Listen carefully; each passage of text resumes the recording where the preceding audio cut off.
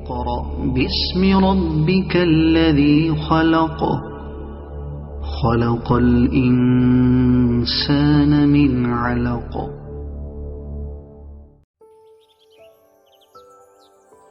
الحمد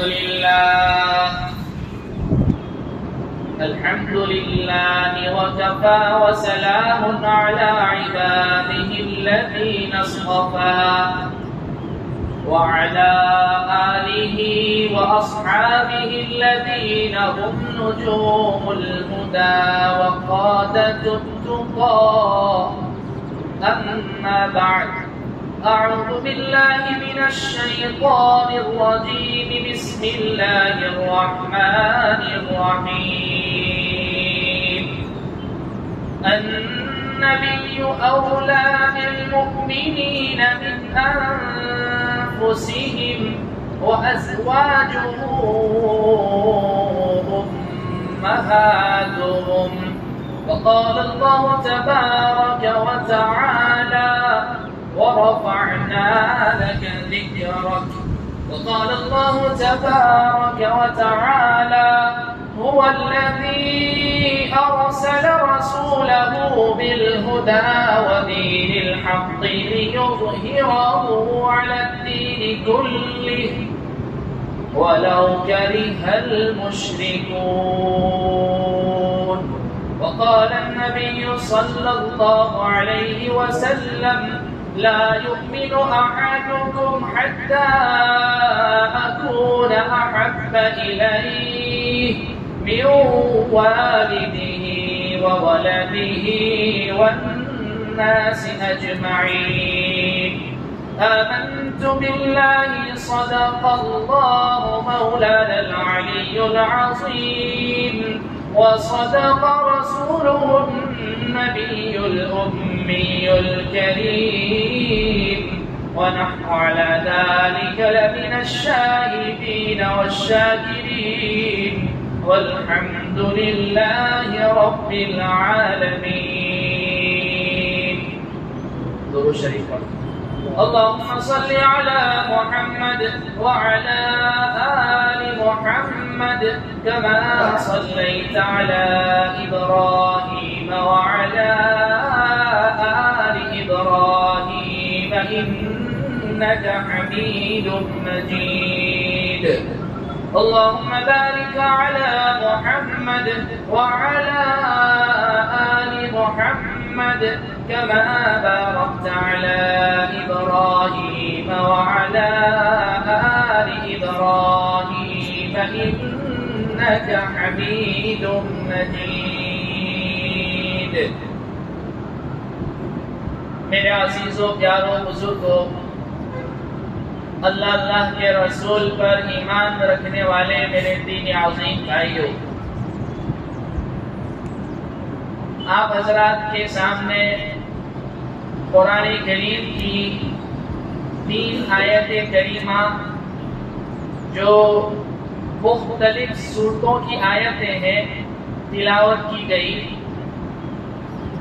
سب سے پہلی آیت جو سورہ احزاب کی ہے، اللہ رب العزت فرماتے ہیں النبی اولا بالمؤمنین من انفسہم وازواجہ امہاتہم، کہ نبی کو مؤمنین پر ان کی جانوں سے زیادہ حق حاصل ہے اور ان کی بیویاں، ان کی بیگمات، ان کی پاکیزہ مقدس مائیں ہیں. لہذا آپ علیہ السلام سے محبت کرنا، آپ علیہ السلام کی ازواج مطہرات یعنی جو ہماری مائیں ہیں، امہات المؤمنین جو کہلاتی ہیں، ان سے محبت کرنا، آپ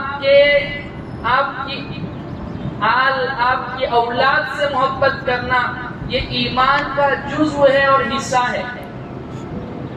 اور دوسری آیت کریمہ پڑھی گئی سورہ الم نشرح کی، سورہ انشراح کی. اللہ فرماتے ہیں وَرَفَعْنَا لَكَ ذِكْرَكَ، کہ نبی جی ہم نے آپ کے ذکر کو، آپ کے تذکرے کو، آپ کی شان کو بلند کر دیا. اور تیسری آیت کریمہ پڑھی گئی، اللہ رب العزت سے ارشاد فرماتے ہیں اللہ وہی ہے جس نے اپنے نبی محمد مصطفیٰ صلی اللہ علیہ وسلم کو ہدایت اور دین حق لے کر بھیجا. کیوں؟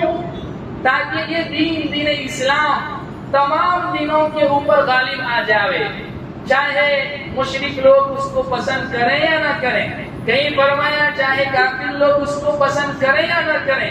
کہیں اللہ نے فرمایا وَكَفَى بِاللَّهِ شَهِيدًا، اللہ خود اس پر شاہد ہے، وٹنس ہے، گواہ ہے. لہذا دلائل کی دنیا میں، دلائل کی روشنی میں کوئی اسلام کو مات نہیں دے سکتا، کوئی اسلام کو شکست نہیں دے سکتا. اللہ رب العزت نے اسلام کو غالب رکھا تھا، رکھا ہے، اور اسلام دلائل کی روشنی میں غالب رہے گا.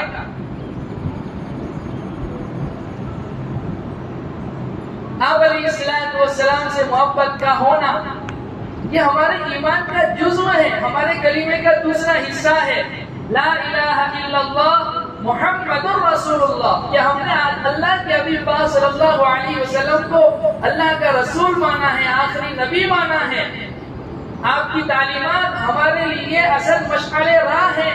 آپ ہمارے قائد ہیں، آپ ہمارے رہنما ہیں، آپ پوری انسانیت کے لیے آئیڈل رہبر رہنما ہیں. اور اللہ نے آپ کے طریقے کو پسند کیا اور قیامت تک آنے والی انسانیت کے لیے پیغام جاری کیا کہ جو مجھے راضی کرنا چاہے تو انہیں چاہیے کہ وہ محمد مصطفیٰ صلی اللہ علیہ وسلم کے طریقوں کو فالو کریں.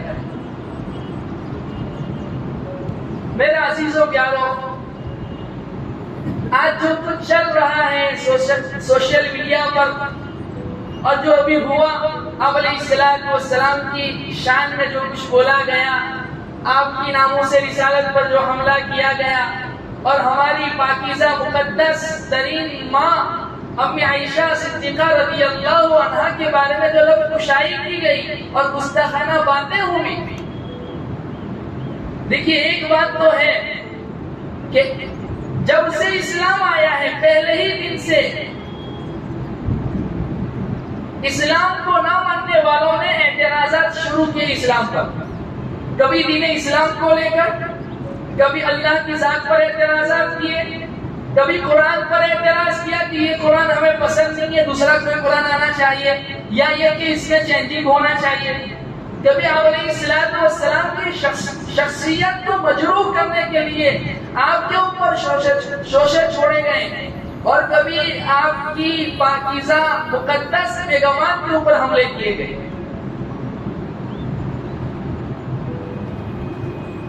ایک بات یاد رکھیے، اللہ نے اب تو پسند کیا ہے، لیکن میں نے چونکہ پچھلے ہفتے بھی یہ بات کہی تھی، آج پھر سے کہہ رہا ہوں کہ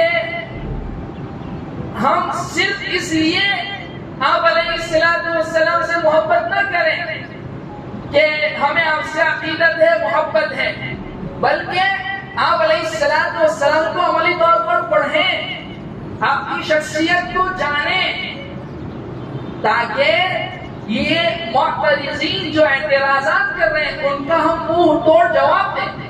اس میں کوئی شک نہیں کہ آپ سے عقیدت ہونی چاہیے، آپ سے محبت ہونی چاہیے، اور یہ ہمارے ایمان کا جزو ہے، ہمارا یہ عقیدہ ہے.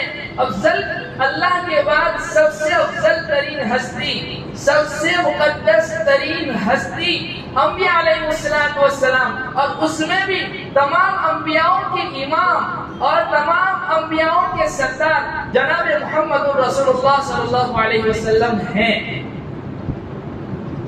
اسی عقیدے کے ساتھ جینا بھی ہے، اسی عقیدے کے ساتھ مرنا بھی ہے.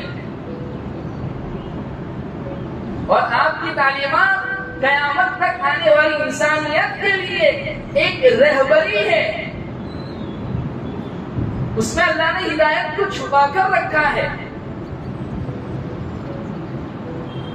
تو معترضین کی طرف سے اعتراضات کبھی دین اسلام کو لے کر ہوئے، کبھی آپ علیہ السلام کی شخصیت کو لے کر ہوئے. تو یہ سلسلہ آج سے نہیں ہے، روز اول سے ہے. ایک مشہور اعتراض آپ علیہ السلام کے اوپر کیا گیا کہ نعوذ باللہ آپ پیڈوفائل تھے، یعنی وہ لوگ جو سیکسولی مائنس سے اٹریکٹ ہوتے ہیں، یعنی آسان لفظوں میں کہا جائے کہ وہ لوگ جن کے اندر خواہشات نفسانی کوٹ کوٹ کر بھری ہوتی ہے، نعوذ باللہ آپ ان میں سے تھے۔ اگر ایسا ہوتا تو آپ علیہ السلام پہلی شادی ایسی عورت سے کیوں فرماتے جو اپنی عمر کے 40ویں برس کو پہنچ چکی ہے، جن کی پہلے شوہر سے اولاد بھی ہے، جو 2 مرتبہ پہلے بیوہ ہو چکی ہے؟ انہیں پڑھنا چاہیے آپ علیہ السلام کی شخصیت۔ لیکن میری شکایت تو آپ سے ہے، کوئی ہمارے نبی کو پڑھنے نہیں آئے گا، دوسرے مذاہب والے ہمارے نبی کو پڑھنے نہیں آئیں گے، وہ تو ہم کو پڑھیں گے اور ہم کو دیکھ کر ہمارے نبی کو کا موازنہ کریں گے۔ لہذا اصل ضرورت یہ ہے کہ ہم عملی طور پر اپنے نبی کی تعلیمات اپنی زندگی میں لائیں، اور آپ کی بایوگرافی، آپ کی لائف اسٹائل، آپ کی سیرت، آپ کی حیات طیبہ کو پڑھیں۔ دوسری بات، اگر خدا نہ خواستہ آپ میں خواہشات کا غلبہ ہوتا اور آپ نے جتنی بھی شادیاں کی وہ نفسانی خواہشات کے غلبے کی بنیاد پر کر کی ہوتی، تو آپ کا نکاح تو امی عائشہ سے 6 برس کی عمر میں ہو چکا تھا، آپ کی بیوی بن چکی تھی اور آپ کا نکاح بھی ہو چکا تھا، آپ کی بیوی بن چکی تھی، آپ کی شادی ہو چکی تھی۔ آپ نے 3 سال پھر انتظار کیوں فرمایا؟ یہ 3 سال انتظار اس لیے فرمایا نا کہ آپ مینٹلی فزیکلی آپ فٹ ہو جائیں، آپ میچور ہو جائیں۔ کوئی یوں بھی کہہ سکتا ہے کہ مزید کچھ سال انتظار کرتے تھے، تو اس میں ایک حکمت بڑی یہ تھی کہ آپ کو اپنے گھر میں ایک ایسی عورت کی ضرورت تھی جو باہر کے ماحول سے بالکل پاک صاف ہو، تاکہ ایک نئے ماحول میں جب آوے تو اس ماحول میں ڈھلنا اس کے لیے آسان ہو جائے۔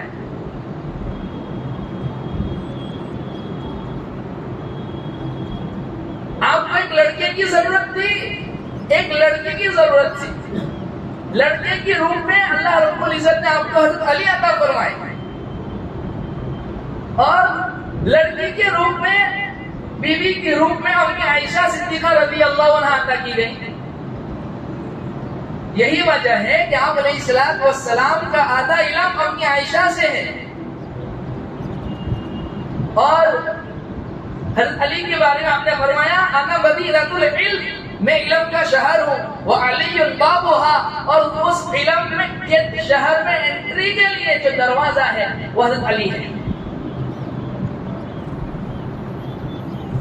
کہ بچپن ہی سے آپ علیہ السلام کی زندگی کا ہر گوشہ ان کے سامنے تھے، تنہائی کے لمحات ان کے سامنے تھے۔ یہی وجہ ہے کہ وہ ساری چیزیں یہ 2 شخصیات ہی اکثر بیان کرتی ہیں کہ آپ علیہ السلام گھر میں کیسے تھے، آپ کے اخلاق کیسے تھے۔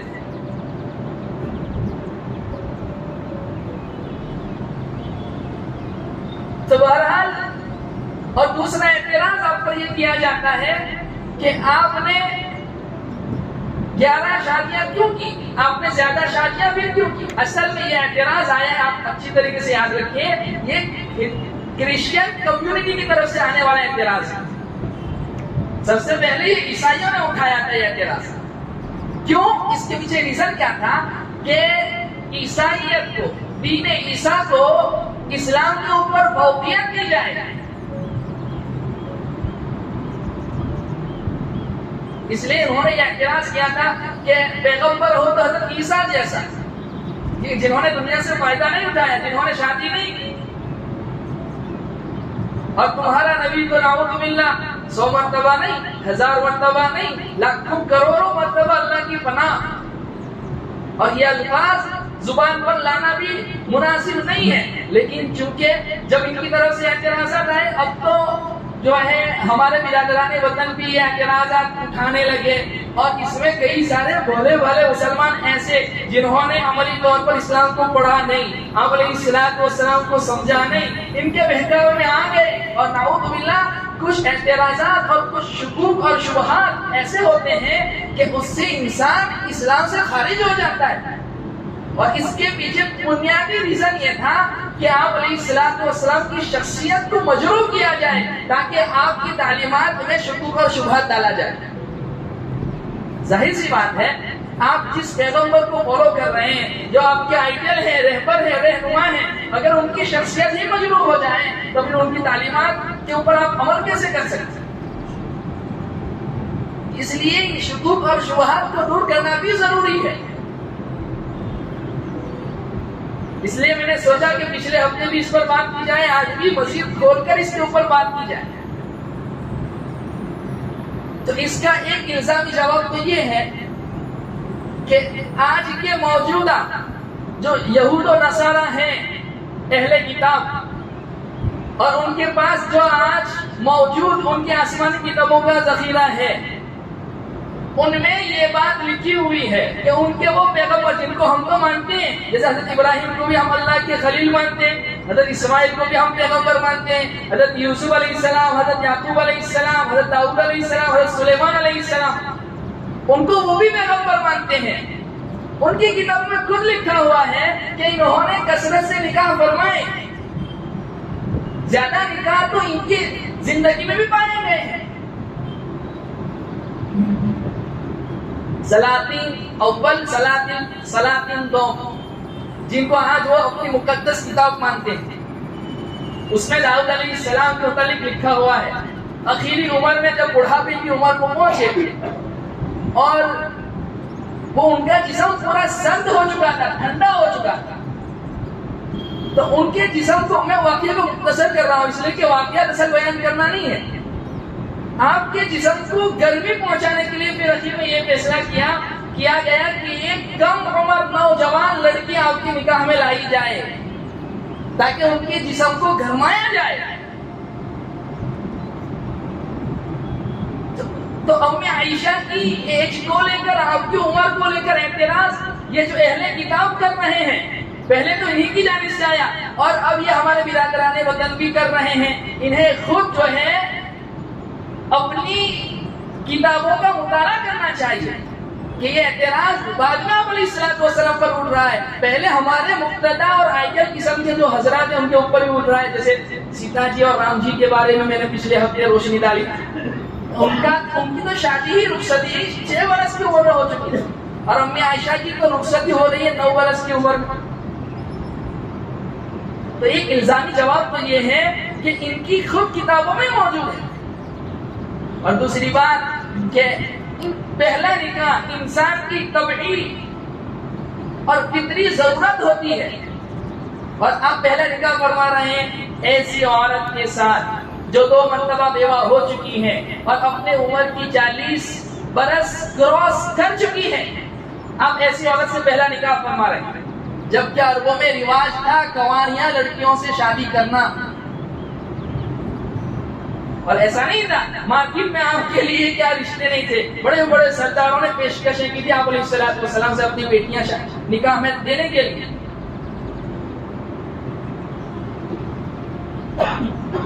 اور صحابہ آپ کے اوپر جان نثار کرتے تھے کہ آپ اگر پیشکش کرتے تو صحابہ اپنی بیٹیاں نہ دیتے آپ علیہ السلام کو۔ لہذا اگر یہ 2 باتیں ہم سمجھ جائیں تو یہ 2 باتیں اس اشکال کو کل کرنے کے لیے انف کافی کہ آپ کی پہلی شادی ہو رہی ہے ایسی عورت کے ساتھ جو اپنی عمر کی 40 برس کو پہنچ چکی ہیں۔ دوسرا، آپ نے جو کثرت سے نکاح فرمائے، اس کے بعد بقیہ 10 نکاح جو آپ نے فرمائے وہ 50 برس کی عمر آپ کی کراس ہو چکی ہے، جو بڑھاپے کی عمر کہی جاتی ہے، اس کے بعد آپ نے فرمائے، اور وہ بھی 3 عورتوں کے ساتھ سوائے امی عائشہ صدیقہ طاہرہ پاکیزہ رضی اللہ عنہا کے باقی جتنے بھی مستورات اور مائیں ہماری تھی وہ سب یا تو بیوہ تھی یا مطلقہ تھی۔ اب آئیے ہم جانتے ہیں کہ آپ نے اتنے نکاح کیوں فرمائے، اس کے پیچھے ریزن اور اسباب کیا تھا۔ تو سیرت پر اگر ہم نظر دوڑائیں تو اس کی 4 بڑی حکمتیں ہمیں ملتی ہیں۔ کتنی؟ 4 بڑی حکمتیں ملتی ہیں۔ سب سے پہلی حکمت ان نکاح کے پیچھے وہ ایک تعلیمی حکمت تھی کہ آپ علیہ السلام जिन्नातों की भी नबी थे, आप इंसानों के भी नबी थे, और इंसानों में आप मर्दों के भी नबी थे, औरतों के भी नबी थे। और औरतों के कुछ मखसूस मसाइल होते हैं जिनके ऊपर शरीयत ने बेशुमार अहकामात जारी फरमाए हैं, तो उनको उम्मत के सामने लाना भी था। और आपके बारे में आता है, आपकी सीरत में लिखा हुआ है कि आप इतने बाहया थे, आप इतने शर्मीले थे, आप इतने बाहया थे कि एक कंवारी औरत जो पर्दे में रहते हुए जितनी बाहया नहीं होती है, उससे कई गुना ज्यादा आप अलैहिस्सलातु वस्सलाम बाहया थे। आइए मैं आपको बताता हूँ, एक सही हदीस है। एक औरत आप अलैहिस्सलातु वस्सलाम की खिदमत में आई, एक सहाबिया औरत आप अलैहिस्सलातु वस्सलाम की खिदमत में आई और आपसे सवाल किया, या रसूल अल्लाह, ये मालूम करना हो कि औरत मंथली जो साइकिल होता है, जो माहवारी होती है, मंथली पीरियड होता है, उससे पाक कैसे होती है, उसको मालूम करने का तरीका क्या है, यानी कब पता किया जाएगा वो औरत पाक हो गई है। तो आपने फरमाया कि जो है ना, गुस्ल करके रुई ले और रुई रख कर। अच्छा, वो सहाबिया समझी नहीं, उन्होंने उस सवाल को मजीद खोलने की कोशिश की। फिर पूछा, या रसूल अल्लाह, रुई खोलने का क्या मतलब? आप अलैहिस्सलातु वस्सलाम आगे तशरीह नहीं कर सके। आपके वो अखलाकी हया जो आप में कूट कूट कर भरी थी, वो आपको मजीद तशरीह करने में माने बन रही थी। जिस तरीके से हम आजकल औरतों के साथ ओपन डिस्कस करते हैं, आप अलैहिस्सलातु वस्सलाम ऐसा नहीं करते थे। फिर आपने अम्मी आयशा से कहा, अब आयशा इन्हें बतलाओ कि इसकी तफसील क्या है। तो अम्मी आयशा ने भी बतलाया कि इस तरीके से रुई लेना है, इस तरीके से रखना है, ये सारी तफसीलात। लिहाजा आपके हरम में कुछ औरतें ऐसी होनी चाहिए थी, तो कुछ निकाह आपने हिकमत, तालीमी हिकमत की बुनियाद पर किए हैं कि उम्मत तक वो औरतों का दिन पहुंचाने के लिए।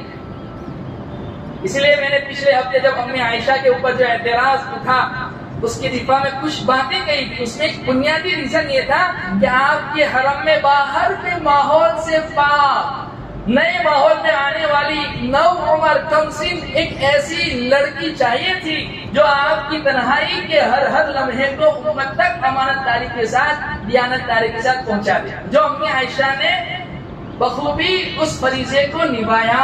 48 बरस आप अलैहिस्सलातु वस्सलाम की खलवत, आपकी जलवत, आपकी जिंदगी के हर गोशे को उम्मत के सामने खोलकर रखा। और बाज निकाह आपने फरमाए, उसमें तशरीह हिकमत थी, अल्लाह की तरफ से हुक्म मिला। जैसे अरबों में एक कानून बन चुका था कि अगर आपने किसी को अपना मुंह बोला बेटा माना है, एडॉप्ट सन कहते हैं ना इंग्लिश में, मुतबन्ना ले पालक, तो यूं समझा जाता है गोया उसको हकीकी बेटे का दर्जा दिया जाता था। यानी जिस तरीके से हकीकी बेटे की बीवी के साथ निकाह करना बाप के लिए नाजायज और हराम समझा जाता है, वैसा ही उसकी बीवी के साथ भी समझा जाता था। तो अमली तौर पर अल्लाह रब्बुल इज्जत ने आपसे कहा कि फलम्मा क़दा ज़ैदुन मिन्हा वतरन ज़ौवजनाकहा लिकै ला यकूना लल मुमिनीना हरजुन फी अज़वाजि अदइयाइहिम।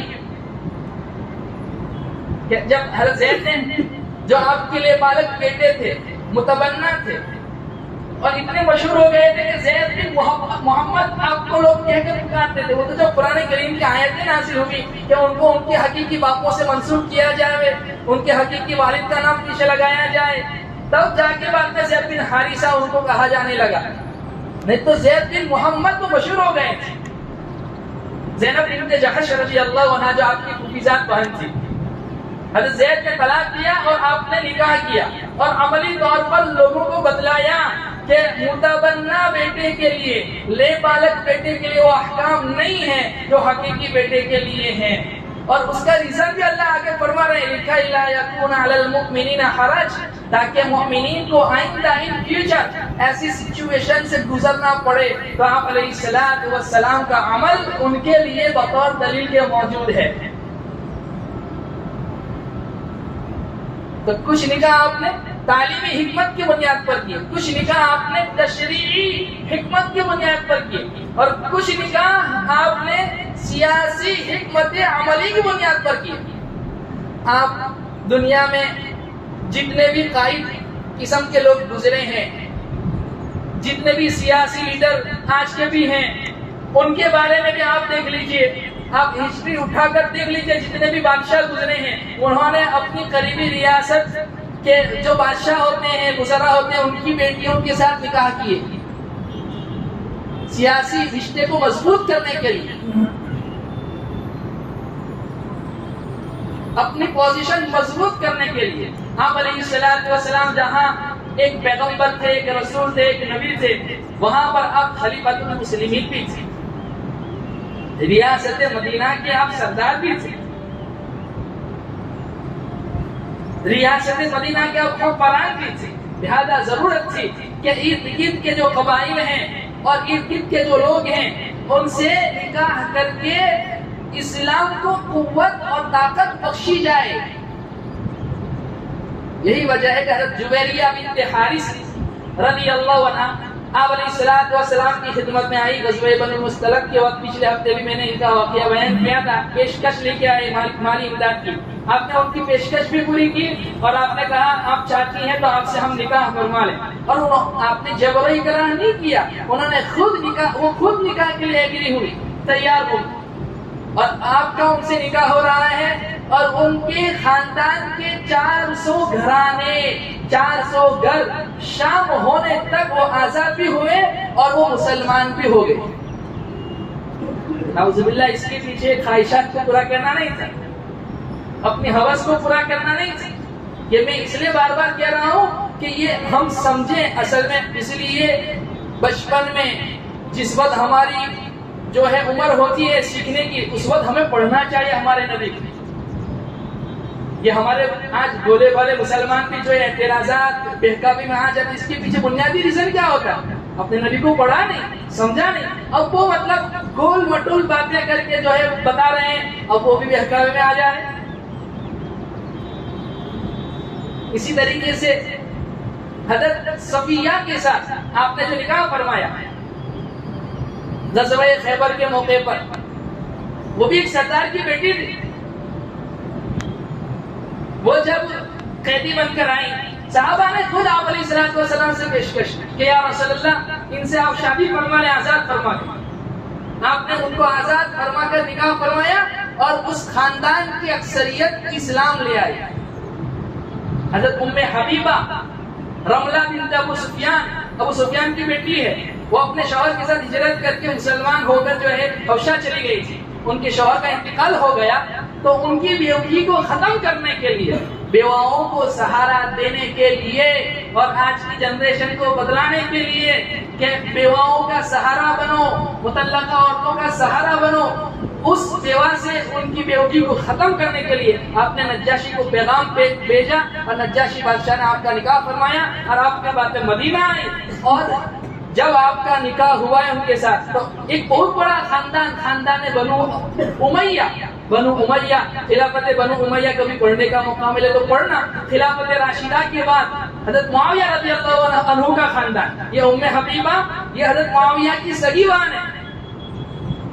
تو ان کا خاندان جو اسلام کا دشمن تھا، آپ نے جب یہ نکاح فرمایا وہ خاندان اسلام کی طرف مائل ہوا. حضرت ابو سفیان بھی بعد میں اسلام لے آئے.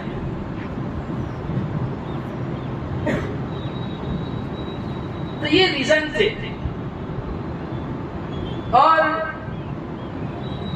ایک ریزن اس کا یہ تھا کہ اجتماعیت کو برقرار رکھنا، وفاداری کو نبھانا. صحابہ میں اگر ہم نظر دوڑائیں تو 4 صحابہ بہت بڑے ہیں. ابو بکر و عمر رضی اللہ عنہما جو بڑے ہیں، عثمان و علی رضی اللہ عنہما جو تیسرے چوتھے نمبر کے ہیں. ان سے آپ نے رشتہ داری کو مضبوط کیا.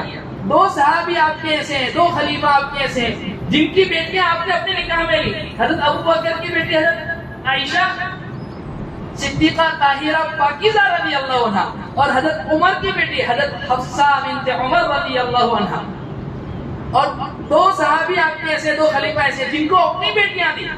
حضرت علی کو حضرت فاطمہ دی اور حضرت عثمان کو آپ نے اپنی 2 بیٹیاں دی. اور اجتماعیت کو برقرار رکھا. تو ان شادیوں کے پیچھے تعلیمی حکمت تھی، سیاسی مصلحتیں تھی، اسی طریقے سے جو ہے اجتماعیت کو برقرار رکھنا تھا، اور تشریعی کچھ حکمتیں تھیں. ان حکمتوں کی بنیاد پر آپ نے اتنے نکاح فرمائے. گھر میں گندگی ہو نا تو پہلے گندگی کو صاف کیا جاتا ہے، پھر روم فریشنر لگایا جاتا ہے. گندگی گھر میں موجود ہے، آپ کتنی بھی عطر لگاؤ وہ بدبو نہیں جانے والی. میرے عزیزوں، یہ حکمتیں مصلحتیں میں نے اس لیے بیان کی کہ اصل میں ہمیں اس میں مزید حکمتیں تلاش کرنے کی بھی ضرورت نہیں، موجود ہیں. اس کو ذہن میں بٹھانے کی ضرورت ہے کہ آپ نے اتنے کثرت سے نکاح کیوں فرمائے. اور دو بنیادی ریزن ذہن میں بٹھا لو کہ خدا نخواستہ اگر ہمارے نبی میں خواہشات کا عنصر غالب ہوتا، آپ پہلی شادی ایسی عورت سے نہ فرماتے جو 40 برس کی تھی. اچھا، یہ ہندوستان کا جو کلچر تھا، آپ ویکیپیڈیا پر جا کر دیکھ لیجئے، ساری تفصیلات موجود ہیں، پڑھیے اس کو، کہ 9-10 برس کی بچیوں سے نکاح کیا جاتا تھا. اور آج میڈیکل سائنس سے بھی اگر آپ پوچھئے کہ 9 برس کی بچی اگر اس کو منسٹریشن آنے لگے، اس کو منتھلی سائیکل آنے لگے، اس کو پیریڈ حیض آنے لگے، تو ان کے لیے کوئی تعجب اور اچنبے کی بات نہیں ہے. ہاں، 9 برس سے کم عمر کی بچی، 8 برس کی، 7 برس کی، 6 برس کی، تو ان کے لیے تعجب کی بات ہے کہ اتنا جلدی کیسے ہو سکتا ہے. اور سائنس کی طرف آئے تو کچھ علاقے گرم ہیں، کچھ علاقے ٹھنڈے ہیں، اور ایکویٹر کے بالکل قریب کے جو علاقے ہیں وہ بہت گرم ہیں، اور سعودی عربیہ کا جو ایریا ہے بالکل ایکویٹر کے اوپر کا ہے.